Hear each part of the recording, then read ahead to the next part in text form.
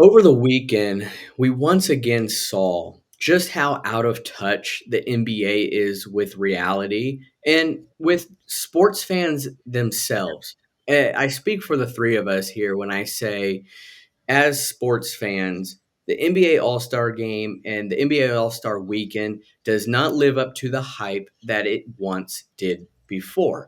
We had saw the likes of Kobe Bryant, might I say, really give it his all out there. I mean, I can't remember a single All Star game where I didn't see Kobe Bryant being the hardest working athlete on that floor, just as if it was an NBA Finals game. But now the NBA, it's just not like that anymore. And so we saw just once again, like I said, how out of touch they are when it comes to their viewers and really what they want and what they desire. So we're going to take a deep dive into this NBA All-Star Game weekend as we dissect everything that went wrong and what could be better, as well as, well, the rest of this year and how the NBA schedule is structured. I'm your host, Matthew Raridan, and this is Total Sports Talk Beyond the Lights.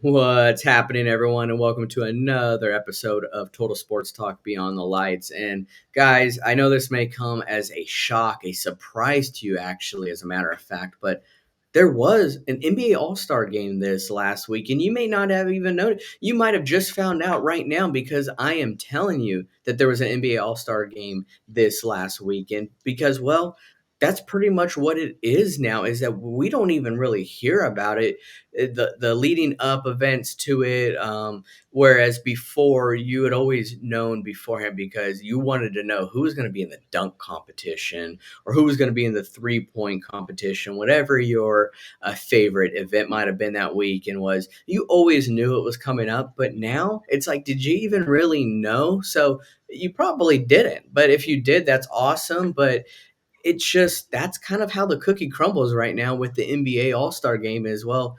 It's kind of yesterday's news, or well, all right, that's kind of irrelevant, but cool. All right, who won? Okay, so all right, that was cool. But that's pretty much what happened this weekend, if you didn't know, in a nutshell. But I'm gonna go ahead and introduce my co-host here. I'm gonna start out with David Street, What's up, everybody? and we've got Ed Smith. Hook 'em, y'all. Well, you guys probably know just barely that there was an all-star game this weekend.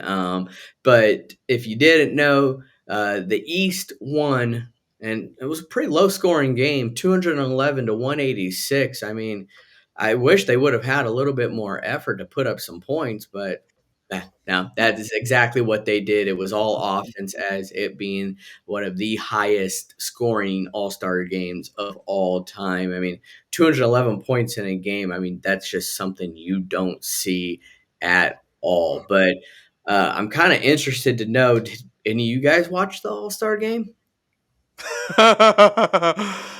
No. I would rather watch golf. Well, you would rather watch golf, actually, probably a lot, Ed. So that's not saying much. And let me tell you, okay? Like I'm not I'm not saying that there was ever a time when I look forward to the All-Star game in great anticipation, but there were times before when I remember, oh, it's the All-Star game. I'm gonna tune in and just see how the teams are doing.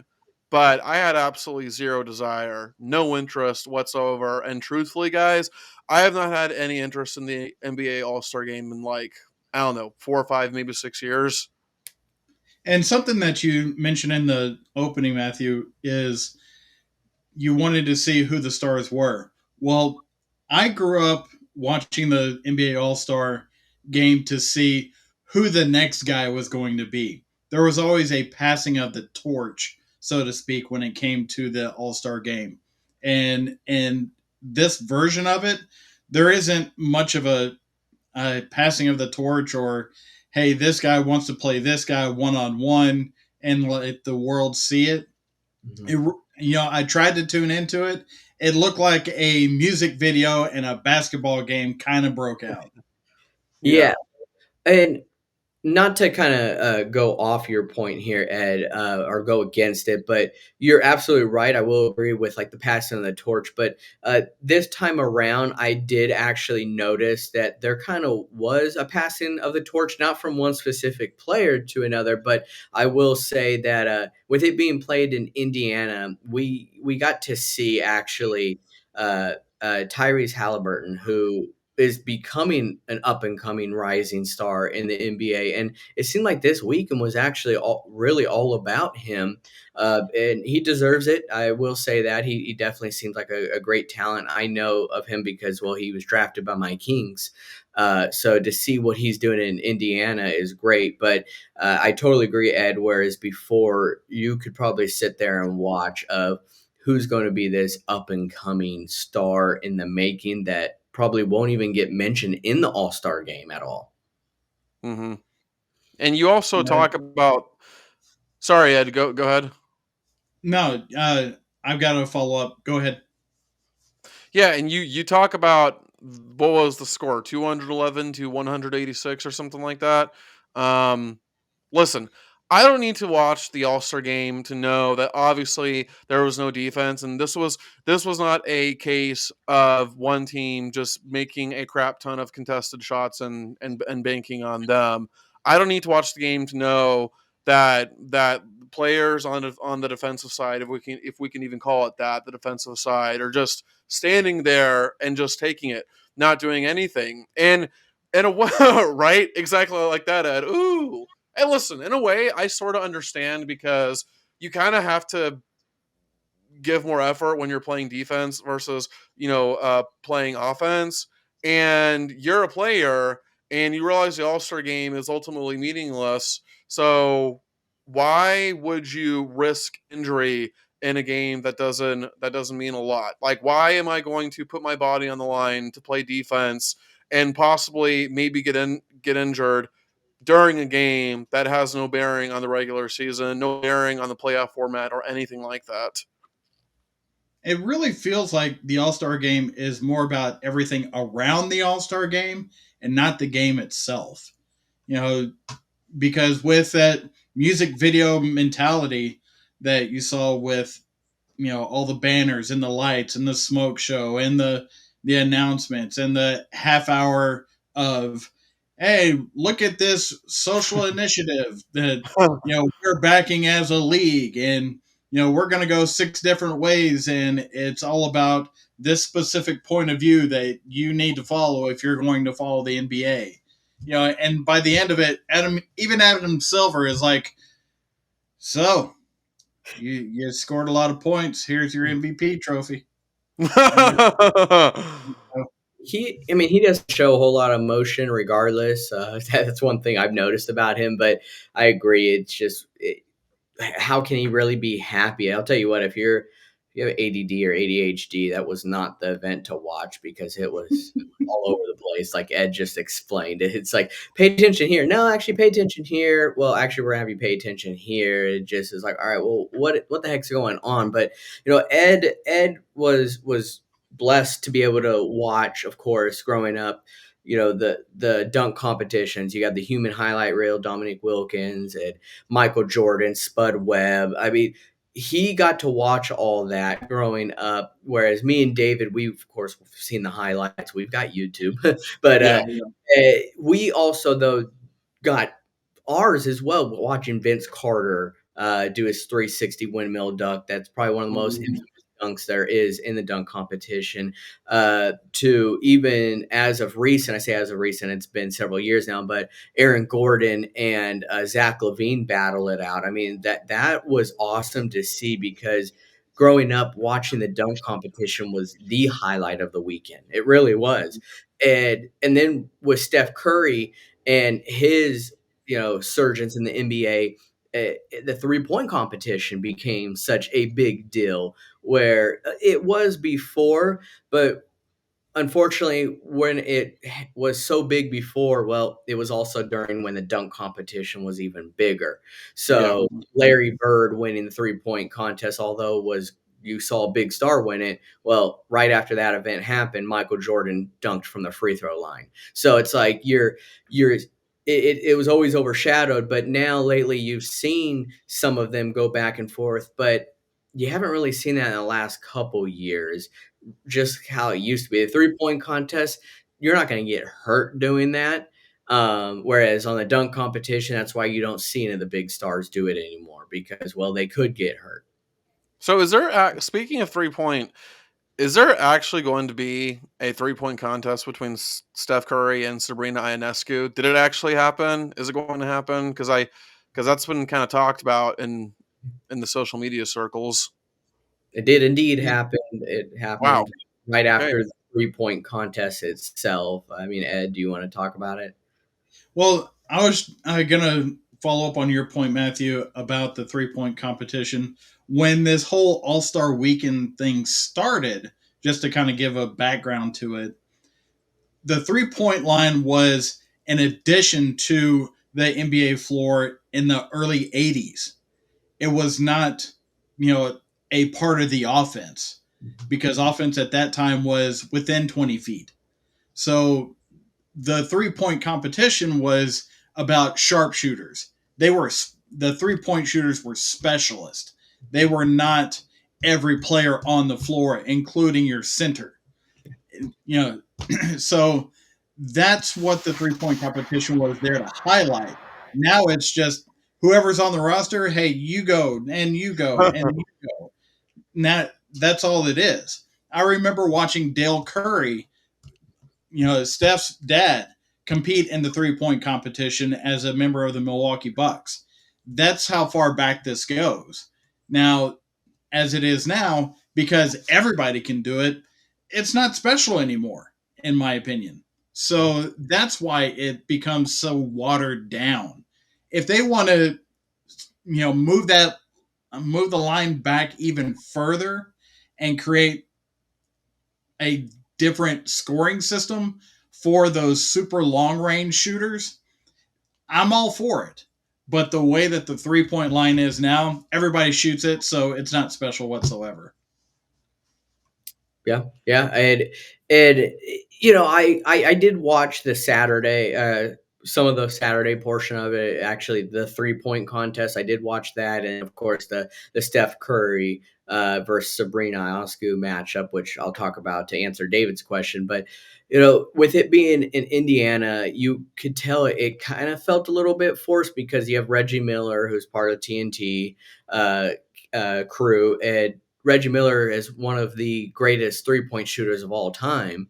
And you could tell they were really trying to make it such a big deal, which I get why they would want to do that, but it just felt a little forced and it didn't really live up to the expectation that you expected. And then after that happened, then you did have the Steph versus Sabrina matchup. And in the end, Steph did win barely. Uh, uh, so it was kind of just a publicity stunt, if you want to call it. Sabrina is a baller. I will say that she's an incredible talent from her days back at Oregon and where she is now. I mean, I give her props. I mean, she was shooting, I want to say, from the 3-point line, but she was using an NBA or WNBA ball. But regardless, she still actually looked pretty darn good out there. But Steph couldn't lose to that. Yeah, and when you're talking about WNBA players and the WNBA game, we've we've all listened to Tim Brando himself talk about how the women's game is what the true idea of the game was by Dr. Naismith when it was invented.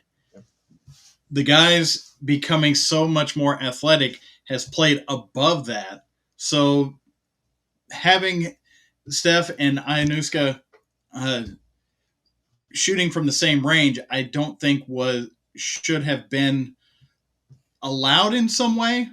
because if you're extending how far she has to shoot, why are you not extending how far Steph has to shoot? There's something to be said about that. And if they do that again, I think that should be taken into account. Yeah, Steph will probably still win. I mean, that guy could shoot from the parking lot. That's his range. But I totally get what you're saying, Ed. But Ed, I want to ask you this question. I'll ask David as well. But why do you think it was such a dud, and why do you think it continues to be a dud? I mean, financial reasons, incentives. What are your thoughts on that? Part of it is the players looking out for themselves, Hmm. and both financially and physically.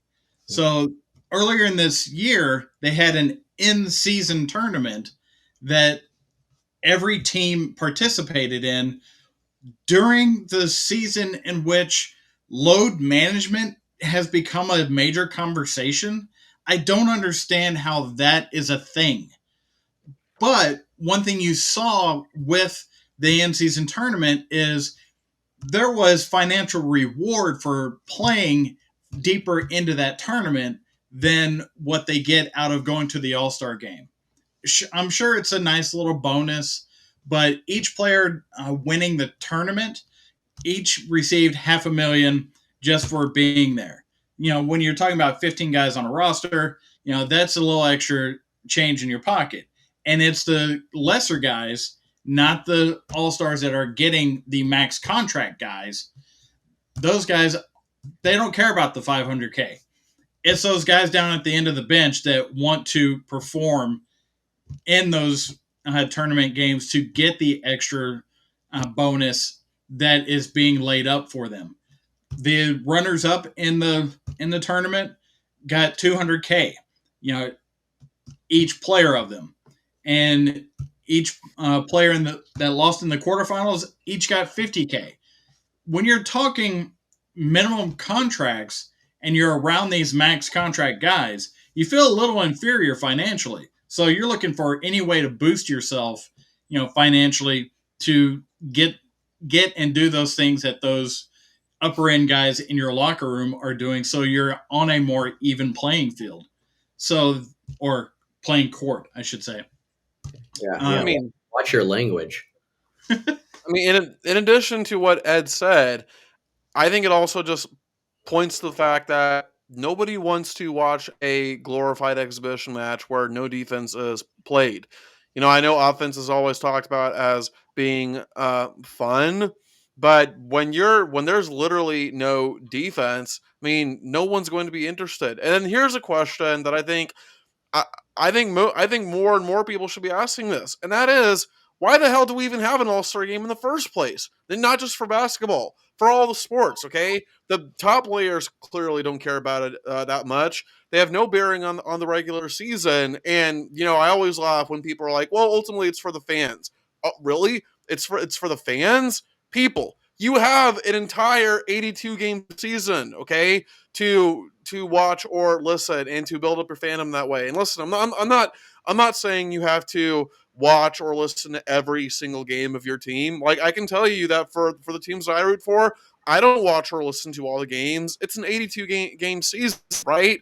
But like, why do you need one game that again has no bearing on how the playoffs are decided? Okay, why do you need that game to build up your fandom? It's just, and it was like that with Nikita Kucherov when he clearly didn't take the All Star game seriously, and people were like, "Oh, doesn't he know it's for the fans?" Like, what a freaking jerk, buddy! I can tell you as a Lightning fan, okay, I don't give two shits that Nikita Kucherov didn't try during the All Star game. All I care about is that he leads my team to the playoffs. I don't care about the All Star game at all. So you can go cry me a river. Well, it's going to take is for the fans of a team where their star player in the All Star game gets hurt, and they're like, "Well, why the heck did you try so hard? It was just an All Star game. Now our season's ruined." So it's like, and I want to bring up Ed's point on the load management, because this is so, excuse my language, ass backwards with how they did things, because you have the new load management rules that the NBA has enforced on not allowing your star players to sit because of fans. And then you have this in-season tournament that literally means nothing, has no implications. It's just a little, here's a consolation prize. You can hang a banner if you up there if you want, but it's not a real championship. And then you have the All-Star game, and none of them have any bearings on it whatsoever. It just doesn't make any sense to me on really what they're getting at. Yes, watching the in-season tournament, you kind of saw that feeling of competitive uh, wise that we would see like in the MLB All-Star game, especially when when it did matter if the AL or the NL won on who would be home field advantage in the World Series. You saw that competitive side a little bit in the in-season tournament, but in the M, didn't really matter. It just doesn't with the regular season and going into the playoffs. So I mean, yes, you have a regular season win under your belt because those do count towards your wins. But in the end, it's not going to matter when it comes to the playoffs. Let me ask you this, and forgive me if I'm jumping the gun here a little bit, but and I'll start with you, Ed. Can you sense the irony in the most star-driven league in the country having load management? And I can explain myself if you don't know what I mean. Oh, I get the whole load management. Uh, they actually did a 10-year study on load management and gave it to the NBA offices. And that's what pushed the league to have a player participation policy. What major sports league has to have a policy to have your players actually play the game in which they are signed contract to? That is asinine to its highest degree. You know, the load management idea, it is something that did start in the 90s, and on average you would have players give up about 10 games during the season. Now it's up to 24 out of 82. That's a Hmm. quarter of the season. That is horrific. And I I hope I'm answering your question the way that you're wanting, David. But Matthew, let me ask you this real quick. As your family grows, if you want to take your family to a basketball game, are you going to have season tickets? No. Okay. So would you be willing to go to a single game? Yes. And going to a single game, you you put everything together, you build up, a little fun money, through life and everything that you're doing to take the family to this game, and say you're going to see the Lakers Yeah. and you want to see LeBron before he retires. Yeah. If that's a game that LeBron said, you know what, I need load management, that to me is the biggest slap in the face of every fan that has ever lived and watched the game. Thank you, Ed. That was exactly the point that I was making. Exactly. Freaking nailed it right there. Thank Yeah. you. No, that I'm so glad you said that because that was going to be my next point too. And it's like I don't even want to get fully started on it, but I'm just going to change sports here briefly. And for them, it's a little bit understanding. But, growing up, my dad would take me to Giants games, big San Francisco Giants fans. Out of every game that he took me to, how many of them did I get to see Barry Bonds play? Zero. Because every single time, Barry Bonds was resting that day. And it's like, here's one of the greatest baseball players of all time. And of course, you want to go watch him play. That is Barry freaking Bonds right there. The same thing Mm-hmm. can be said with LeBron James. Whether you like him or not, he is one of the greatest to ever touch a basketball. And you go to that game or you take your family to that game, you want to see them play. And when you don't get to see that happen or you spent money on that, good money, it is kind of like a slap in the face. It does suck, and that's why the NBA started implementing some of these rules because they wanted to do that for the fans' sake. But it's just to me, it sucks. It really does. It's almost like you'd want to know before you buy the tickets: is this going to be a load management game for And their and star player? And not to And mention, that's why I brought up the idea of season tickets, because if you're a season ticket holder, I'm sure you'll see your guy, Mhm. you know, more times than not. Yeah. But if most families cannot afford to go to sporting events on a regular basis, night in, night out, or pay for season tickets and everything that goes along with it, parking, food, concession, souvenirs, all this other stuff, they can't afford it for a season's worth of games. So they'll usually pick one, maybe two games if they're really into it for their particular city. And Mhm. to have to make those choices of I I don't know if my guy's going to play, if the guy that I paid these tickets for is going to play or not. That is just horrific. And the fact that you have to buy these tickets so far in advance for you to get a seat that is halfway decent and you can actually tell what's happening on the court, that is, it just bugs me to no end And that it is so far removed psychologically and from reality that they would think that that's a good thing for the league. and And not to, I'll let you speak, David, and have another point on that. yeah, and not to mention, just think about it, how like we as fans partially contribute to the income that these players make, and this is how they repay us. Now listen, okay? It's one thing if it's near the end of the regular season and you clinch your spot and you want to rest your starters because you don't want to risk injury. Okay, in that case, I get it, and I think all of us are more understanding toward that. But obviously that's not the main we're talking about. The fact that they're doing it, in the middle of the season and just picking all these random days to just to have some time off is, I mean, as we've been saying, Ed, it's a slap in the face. Yeah, and the other point I was going to make here is when I'm seeing these players give up a quarter of their season so they don't get hurt or overextend themselves, to me, that is just trying to extend their careers so they get more contracts, more money, more everything by not playing these extra games.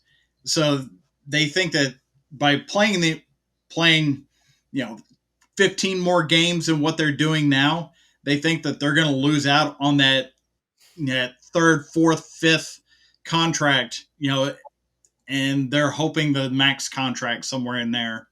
So they're thinking only about themselves. They don't care about the fans. They care about what their next paycheck's going to look like and their next contract's going to look like.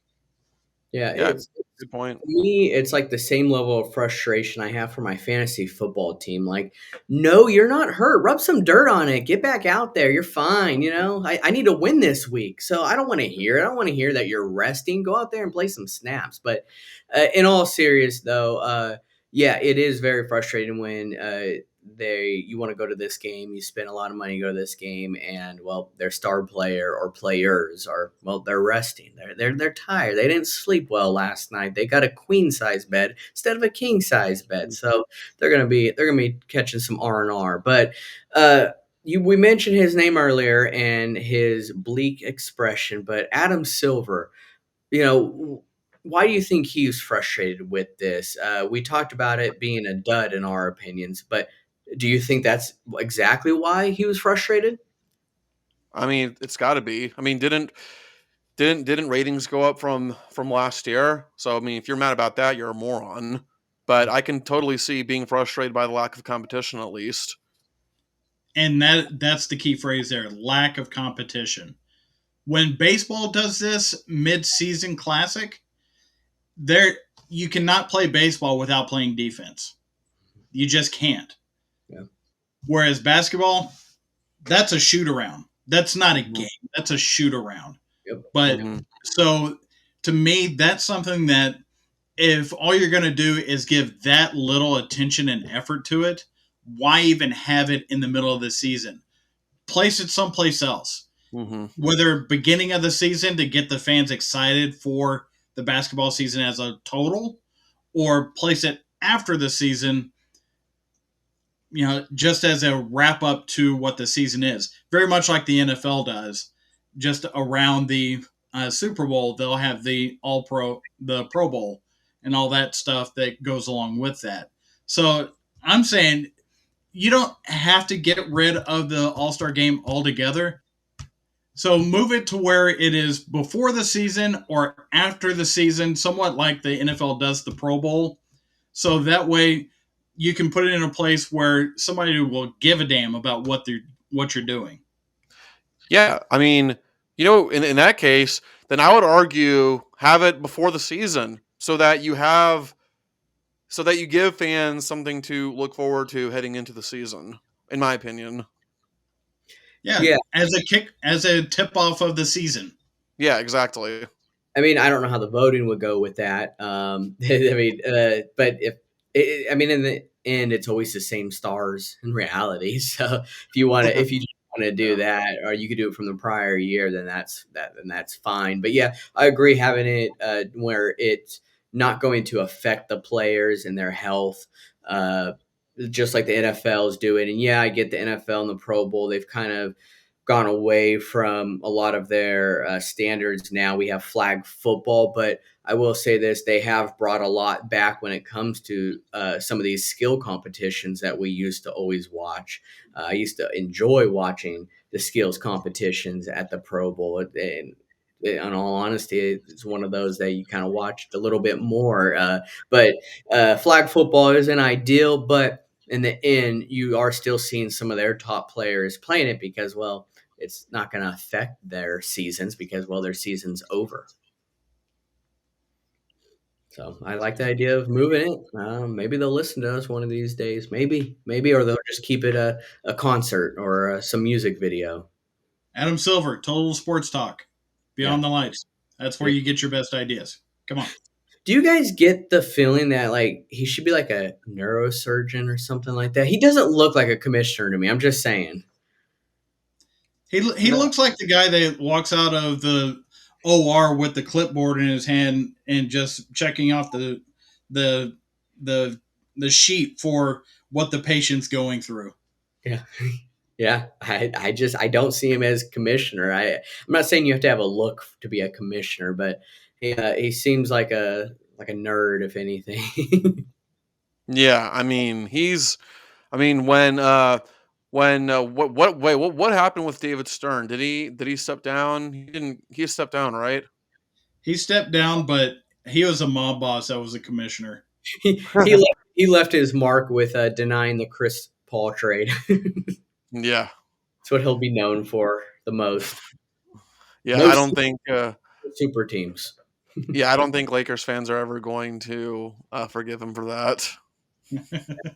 Not at all. But I kind of want to hone in more on a point that we talked about earlier with load management and playoff games, but more exactly on how much does the current playoff format lead to reduced games played by its stars during the season?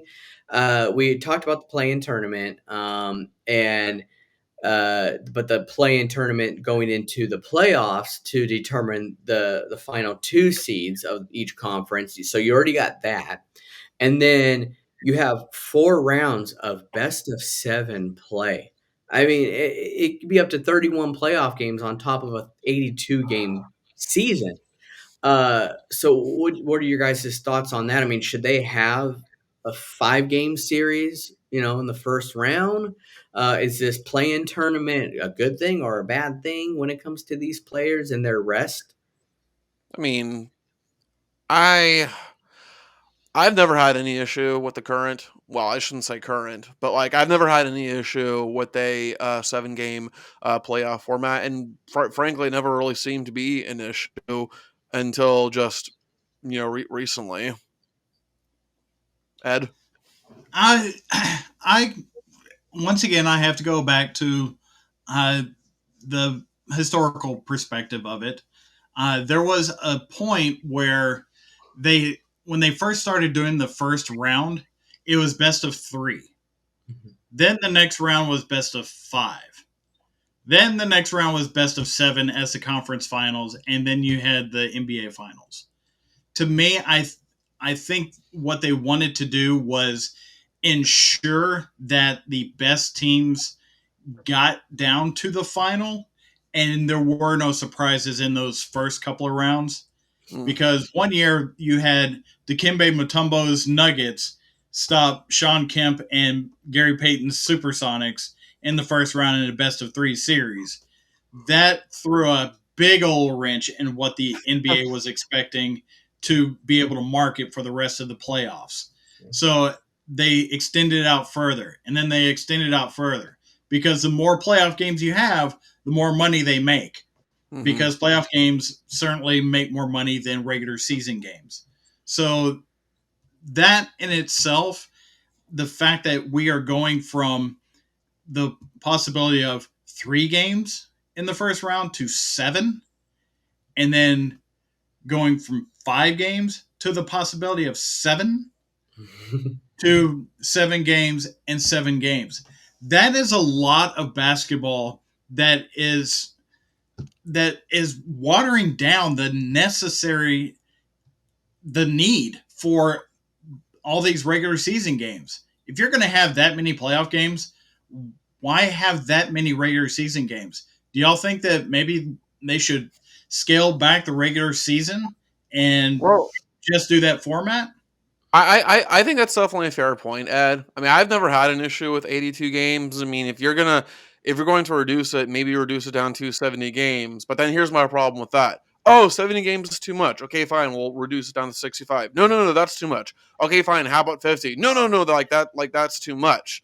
And it's like no matter how many games you have in a regular season, people are always going to complain. No, no, no, no, that's too much. We need to keep reducing it. To me, it's just one of those if it ain't broke, don't fix it kind of things. And I totally get your point on that. What One of the things that I'm looking at is also when does the season start versus when does the season end? Because at this point, you're seeing the season start in October and it ends in July. That is not enough recovery time, especially when you have these other international tournaments that play within that time period. And you, by the way, you have uh, what is that preseason, G League, all these developmental games, summer league, all this stuff that has nothing to do with the regular season. So there's not enough time for these players to rest and recover, which is what they're crying about when you only have 4 months between the end of one season and the start of the next one. Yeah, I mean, all I got to say is hockey players ain't complaining. Yeah. David knows that. Yeah, basketball players pretend like they're hurt. Hockey players pretend like they're not hurt. Yeah, I Yeah. mean, I will say there is a big difference when it comes to hockey and NBA with their level of toughness. It's just hockey, you're not going to hear them complain at all, and they're going right Mhm. into a 7-game series straight into the playoffs, which ends up becoming a big thing because as David and I know with the president's trophy, Oh, it yeah. always seems like it comes down 7 games every time first round. So And and yeah. I've always liked the mentality of hockey players more than basketball players because think about it, like whenever LeBron wins a championship, how many times does he say we? I mean, maybe a few, but he says I like way more. Like I, and then when hockey players win the Stanley Cup, they always say we did this, we did that. Yeah, I mean, there's definitely some selfishness. I'll say that in every sport, but for the most part, they kind of try to have instilled in their head. Make sure you say we, like you're Yeah, French. you got to yeah be oh wait, friend. Sorry, French. I'm such an uncultured swine. Well, and that's one of the things that David Stern really started to pick on after the Bulls championships was to that point, everything was about the shield. Mhm. Everything was about the Jerry West shield or their team shield. after that, you started to see it be more, we're going to promote this one player above the rest of the team. We're going to promote this one player above the rest of the game. We're going to promote this one player above the rest of the All Star game. This one player, so you wound up having, you start getting these brand makers over team makers. Mm. So they're all about building themselves up in a more positive brand idea versus building up the team so they can go and win championships with high quality play, not just one-on-one play. Yeah, I want to ask this question then to you guys. Is Well, should the regular season schedule be reduced? I'll start with David first. I mean, I kind of already explained it before, and my answer is no. I don't think it should be reduced because my main issue is that if you do reduce it, then people are going to complain. No, that's too many games. Reduce it. Okay, we reduced it. No, no, no, no. Like that's too many games. So I think 82 games is fine the way it is. But I will say that if I'm forced to give an answer, then I don't know, 70 games or 65. I don't think anybody's going to complain about 70, but for the Ed? most part, I don't see an issue with the 82 games.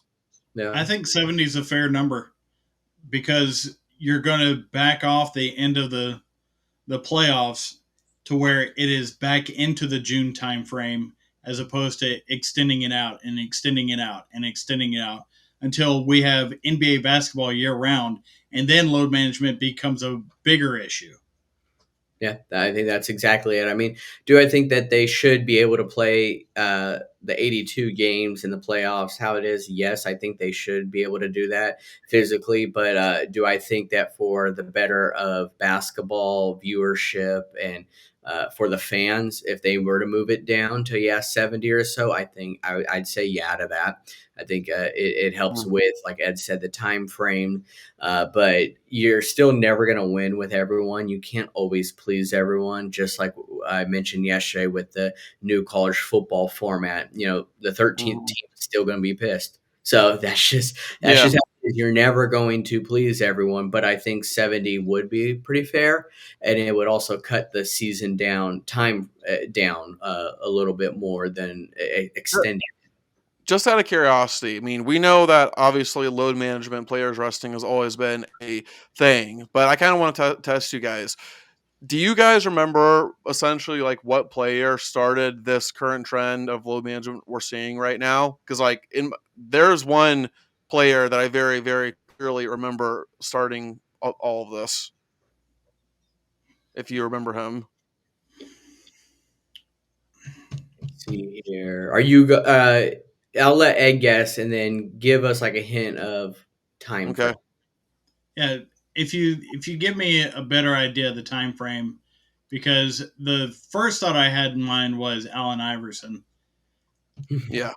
And like I said, obviously load management has always been a thing, but I'm talking about like with this current crop of players, we're saying, okay, the first hint I'll give you is that he's won two Finals MVPs, but the first Finals MVP he won when he was kind of a little unknown. He was a rising star.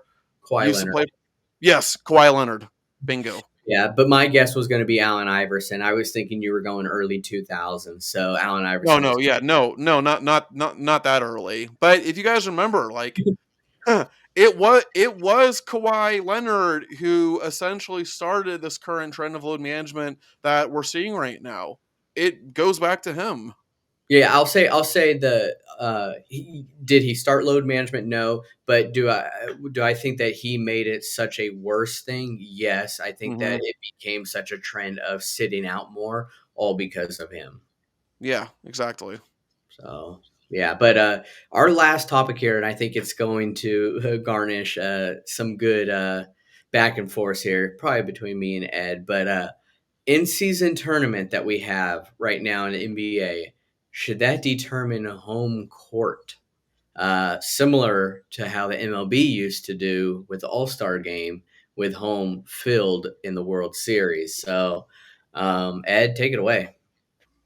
Well, I'm so glad that you brought this up because I Where's absolutely hated the whole All-Star game to determine the home field for the World Series in the baseball form, because there's no reason that a baseball team that wins 108 games should be the road team in the World Series if the team that they're playing didn't win 100. There's no way that that should be a thing. And I feel very much the same way about this too, even though it's an idea to throw out there to put a little extra incentive into this in season tournament, because Lord knows this All Star game needs to be changed all the way around. But if they're going to continue to do this in season tournament, then maybe make that a maybe there's the idea of making that what the MLB did with the All Star game and determining the home court for the winner of the in season tournament. And I don't like it. I don't like it one bit, because if you win more games than anybody else, then you should be first up to have home court advantage in the playoffs. Point blank, period. Nothing, Nathan, nada. Just stop. Yeah. Well, I mean, I talked about it last night, and I'll say it again since it's relevant to what we're talking about here. But I can sort of understand the mindset of having the All Star game decide home field advantage, because at the end of the day, like, oh, congrats, you won all those regular season games. Well, guess what? In the playoffs, everybody is 0-0. And then I had something else that I want to add, but Matthew, I'll let you speak so that I can collect my thoughts and then say what I'm going to say afterward. Yeah, and I growing up really enjoyed the fact that the All-Star game for MLB, the winner determined that, because I like the competitiveness to it. You did see a little bit extra more from the players. I do like seeing that more. But I also agree though with Ed's point, and I see that argument of, well, if you're, let's say you're the one seed and you have the most wins in MLB that year, and you're going against a wild card in the AL in the World Series, and yeah, you should probably have home field advantage. But I think what could be a common ground, like an agree to disagree on our points here, and this could be said for the in season tournament, is give them that incentive of, well, it can establish home court, home field advantage, whatever sport you want to talk about, if you happen to have the same records going into the finals, or you're both the number one seed, something like that, to maybe establish that, versus, well, let's not do that if, like the point I brought up of the one seed versus a wild card, it should not count there. Yeah, That's an interesting wrinkle. you kind of took the words out of my mouth, Matthew. That's essentially what I was going to say next. Is that if you have a final series between two teams that have literally the exact same record, then I think in that case, give home court advantage to the team that plays in the conference that won the in season tournament game. The wrinkle I got out of what you were saying, Matthew, is if they're both two seeds or if they're both one seeds, Yeah. whoever won the in season tournament gets the home court advantage. Yeah, I feel like that would be closer. I think that is a fair compromise in that idea. Yeah, but The even like, and I agree that's a fair compromise. But like, even so, a two seed in the East could be different from a two seed in the West, right? Like a two seed in the East could have a 54-28 record, but then on the West, the two seed could have a 50-32 record, which is why. I mean, not to rain on your parade, Matthew, but I personally I like my idea better that if you have two teams with quite literally the exact same record, then determine home court advantage through that. Yeah, and that's still my point, is either that or possibly the seeds, because how often do you see the same teams, or the teams winning the final with the same exact records? It's very slim. So how much competitiveness is that really going to give the players in the in-season tournament? Not a True. whole, but to have a one seed versus a one seed, or a two seed versus a two seed, could probably happen a little bit more often than the same exact record. So that's why I was thinking, kind of toying with that idea of having that. I mean, this isn't Midland, Texas, where we're doing a coin, toss Yeah. at a station. No, So that's yeah, definitely a fair point for sure. yeah, And for those that don't quite remember why they started doing that for the MLB, it's because there was an extra inning game played in Milwaukee that was tied after 11 innings. In MLB, they go through their rosters very quickly to make sure that everybody gets that experience of playing in the All-Star game. yeah, Well, they were out of pitchers. They were out of bench players. They were out of everybody. yeah. And it was still tied after 11 innings. Mhm. So it wound up ending in a tie, but the league wanted to have something tangible with the All Star game to make sure that they don't run into a situation where they have to call a game in the middle of without a conclusion, if you will. Yeah. So Mhm. that was the big point in how that came about in the MLB. I do like the compromise that you're proposing, Matthew, of having the same seeds and having the winner of the in-season tournament, determine who gets the home court advantage with that. Yeah, I mean they were obviously a little bit more competitive because, well, money.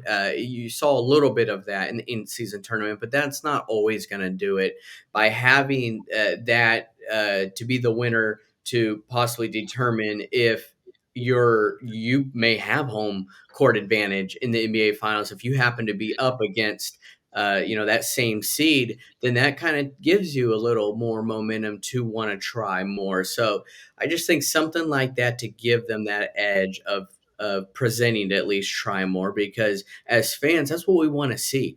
We want to see you give it your all in that court. Shoot, if you're bleeding sweat, we're going even crazier now, because that's just how we are as fans. We love seeing that. We don't want to see you walk up and down the court like this shoot around that happened on Sunday all-star game. We want to see hustle. We want to see you defending. And that's why, as much as you might have liked him or hate him, Kobe Bryant was the definition of someone who gave it his all, till the very end. He was always 110%, and he would not let you pass if he saw you slacking as well. As a Kings fan, I despise Kobe when he was on the court because of that exact reason. But as a teammate, if you were a teammate of his, you loved that guy because he held you accountable. And even in the All-Star game, he did that as well. So, may God rest his soul, Kobe Bryant.